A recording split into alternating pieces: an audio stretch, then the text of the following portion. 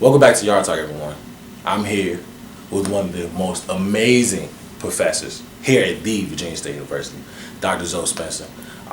Everybody knows about Dr. Z. We keep it real simple. Dr. Z, just kind of, give the world a little background about yourself. Well, I am Dr. Zoe Spencer, as you said. I am from Southeast Washington. I always introduce myself by saying that I'm from Berry Farms Projects. I'm an associate professor here in the Department of Sociology and Criminal Justice. What made you choose this department to want to be a professor in? Well, my PhD, I'm from Howard. All my degrees are from Howard University. So my PhD is in sociology. So in academia, you have to teach in the discipline that you have your degree in. So I love sociology, and I wanted to stay at an HBCU. So that's why I'm here at Virginia State University by choice. So wanting to be at an HBCU that has the life that Virginia State does, and having a degree in sociology led me right here. How long you been in Virginia State? Since 2008. Since 2008, okay. It's not, a little bit, Yeah, little teeny. a little bit. A little bit. Okay. Well, we all know, as I've been a student here at Virginia State University, and while I was a student, one thing I've always heard was Dr. Z speaks her mind. Point blank, period. If there's one thing that any student knows, whether they met you or they haven't met you, they know that you speak your mind. Yes.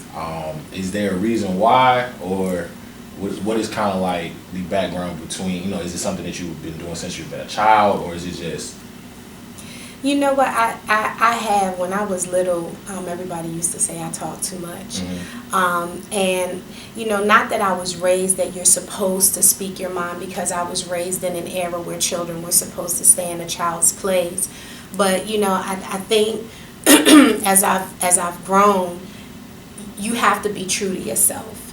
And you have to hold not only yourself accountable, but, you have to hold the universe accountable. So, if I see something, be it beautiful, be it chaotic, I'm just going to speak on it. At the end of the day, it's liberating for me to say, if people let stuff slide, and then something happens and you go back and say, dang, I should have said something about it.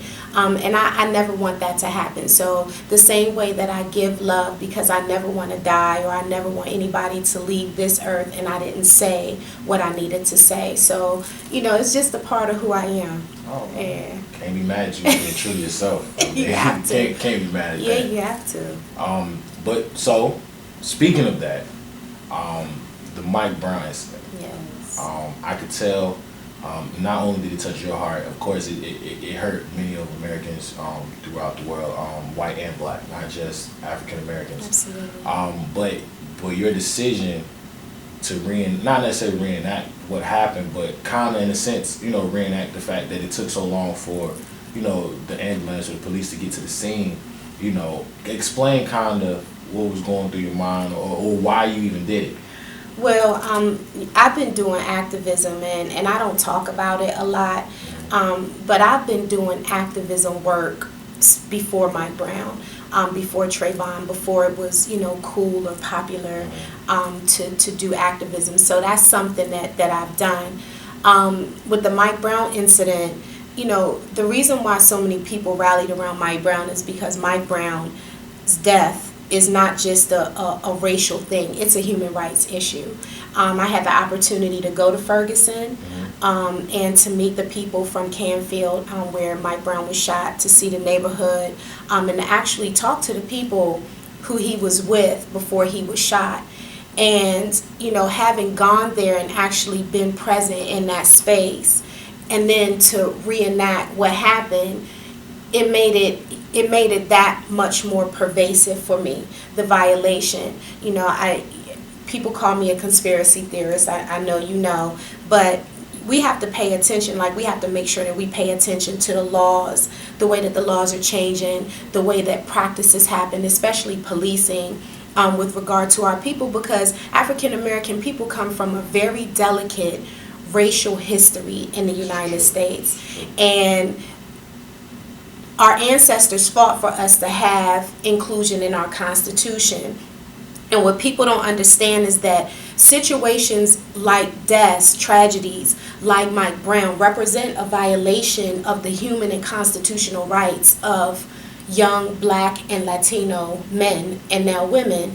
So my die-in, that's not the first time I've been to the doorstep of the DOJ. I've dealt with cases of stand your ground before where I was protesting in front of the DOJ. But the die-in, you know what, I didn't even plan it. I didn't plan the die-in. We just planned the protest. And when we got in front of the Department of Justice, who is the branch of the government that's supposed to hold states accountable for making sure that our rights are not violated by a state, I said, we're comfortable here. Our officials are comfortable here because the deaths aren't happening here in the District of Columbia where I'm from. And so my thing was, okay, well, I'm going to bring Mike Brown's death to the doorstep of the bureau that's supposed to be handling the investigation into the state of Missouri. And I'm going to lay here for the 4 hours that they allow his body to lay on the ground. So I think really the ancestors spoke to me, but more importantly, it's like I wanted to leave a message when Homeland Security and the FBI and the DOJ police are all standing and, they're like, okay, oh my God, they're in front of the building. What are they about to do? I wanted to give human beings an opportunity to understand first what death looks like, and then the discomfort of a loved one, a community member, laying in the street for 4.5 hours. And so I decided that I was just going to take on the task of dying in and, bringing critical awareness to it and also bringing discomfort. Yeah.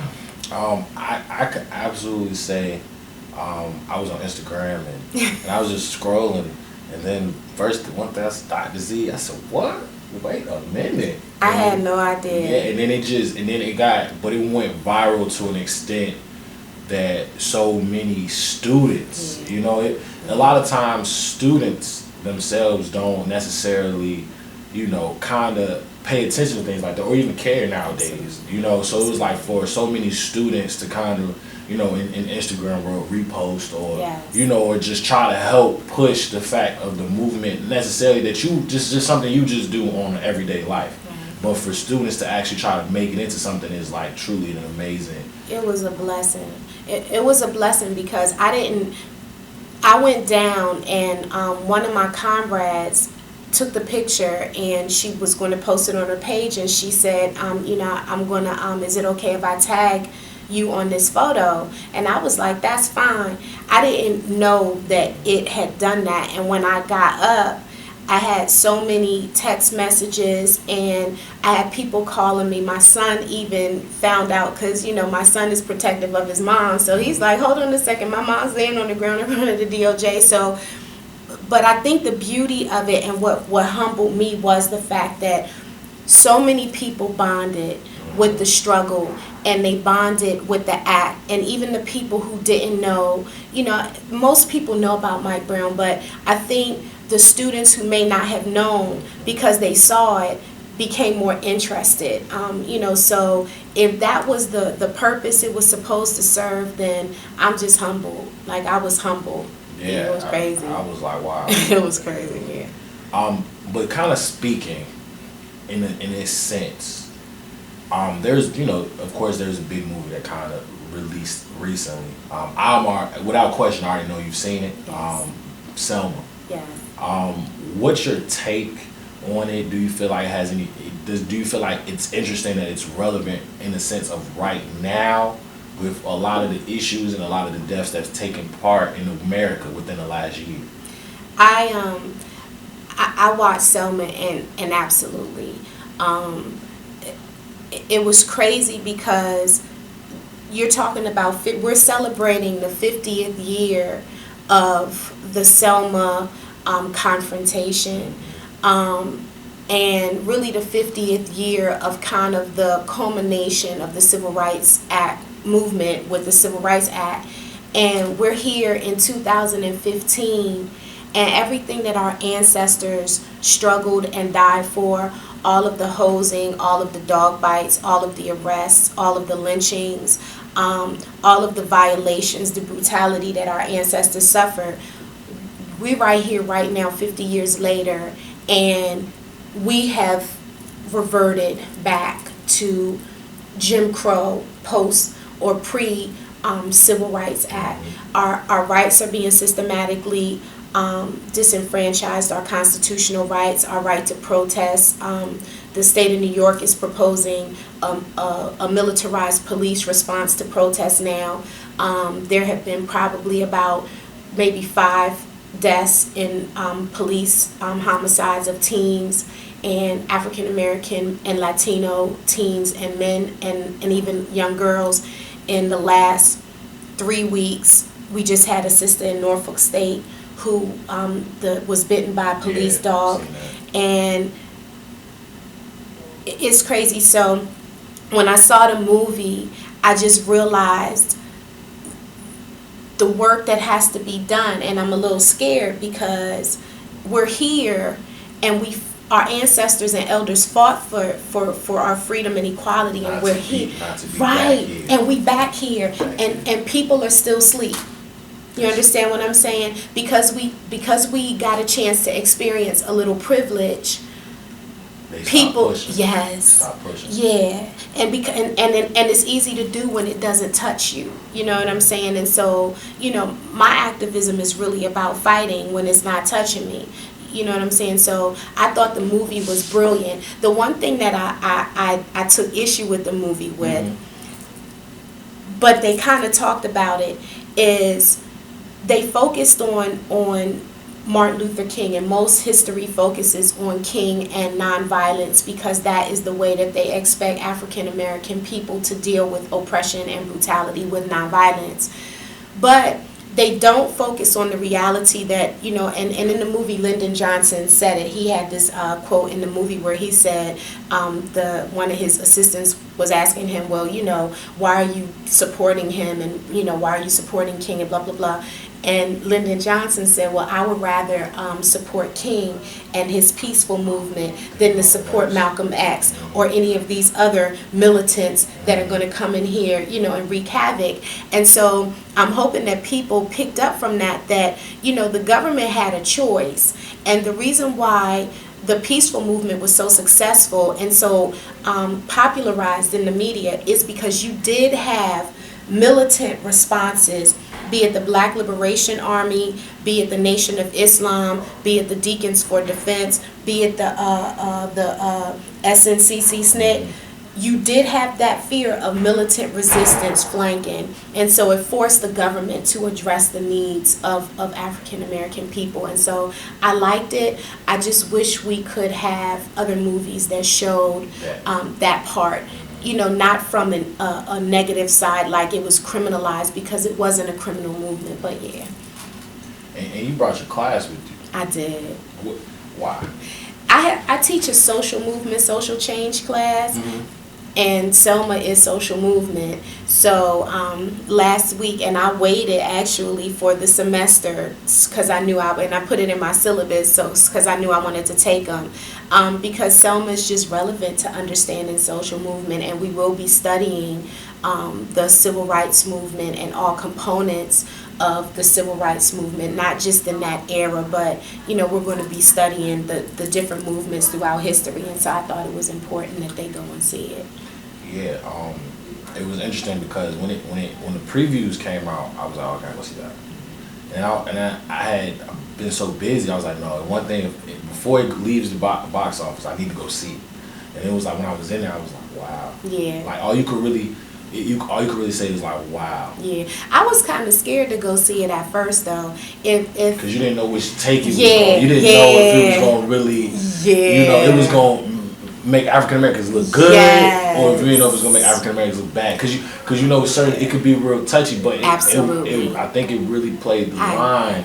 It had its moments when it kind of showed how we could have reacted, but it kind of showed, that. And I think one of the biggest parts in there was when Coretta Scott was talking to Malcolm X, and he was like, and Martin Luther King was in jail, and he was upset with her about it, but she was like, nah, like, even your actions, though you've had your prior, issues, he's, in a sense, not necessarily changed, he's just understanding that violence isn't really gonna get us where we need to be. Absolutely. And it was just interesting that they even showed that aspect Yeah. of that, and I think by far the movie was. I enjoyed it, and the characters. I mean, oh my goodness, I felt like I was watching Martin Luther King and Coretta. Exactly. Yeah, And all of Malcolm them X. actually. Yes, all of them. It was like, all wow. of them. It was the casting on it was exceptional. So I mean, I left, and I'm very, very critical of movies, but I left Selma feeling fulfilled. Like, okay, that was worth it. It was good. I did. I did. I did. I did. Lost words. I didn't have any. What? All I could say was like, okay. Not Dr. Z. I did. I was so proud of myself, and I was proud of them. I was like, okay, we're good. Yeah. Okay, so being that we kind of touched Mike Brown and being that we talked about Selma, is there any words or any quotes that you live by that you would kind of like to leave with America, with those who view? My favorite quote that I use in my class all the time is a quote by Carter G. Woodson, and the quote is, without conscious, the quote is, I just lost the quote in my head. I just had a senior moment, and I use it all the time. When you control a man's thinking, you don't have to worry about his actions. That's the quote. They were scanning in my mind, but that's probably one of the most important to me. And the quote goes on to say something to the effect that when you control a man's thinking, you don't have to worry about his actions. He will seek the back door, and if he can't find the back door, he will carve one out for themselves. And it's in Carter G. Woodson's book, The Miseducation of the Negro. And the reason why I like that quote is because we have to understand who we are. People know who we are as a people. We have to understand who we are, and we have to start seeking out the truth about our history and our legacy as people from Africa. Because at the point where we allow someone else to indoctrinate us and make us believe in our own inferiority, then we will accept an inferior and or an oppressed state. And that's what his book is about. It's about the process of black people being miseducated through the school system, being miseducated through our own failure to seek and define who we are, and not be afraid to be who we are. And that's why in any introduction I always tell people, yeah, I'm Dr. Z, I have a PhD and degrees and letters and dots behind my name, but that's not who I am. First and foremost, I am a black woman in America. And when I leave Virginia State and I leave from in front of the classroom teaching you guys, I am just a black woman in America. Nobody cares about my status. Nobody cares about my income. Nobody cares about my degrees. When I leave, I'm a black woman. And so I have to understand what being a black woman is in America is. You understand what I'm saying? And so what I would leave people with is understanding, know who you are. Know who you are, because if you don't know who you are and you allow somebody else to control your thought process about who you are, then they ultimately control you. They don't have to do anything to you. You will carry out the route or the path of oppression or the path of inferiority just because you don't know who you are. So, when you control a man's thinking, you don't have to worry about his actions. That's the quote. She just dropped some out. Yes, she did. But thank you. Thank you. For once again, the amazing Dr. Z. Would like to thank you for taking the time out. Thank you. On Yard Talk, we getting started, and it's just a little bit going on. But stay tuned.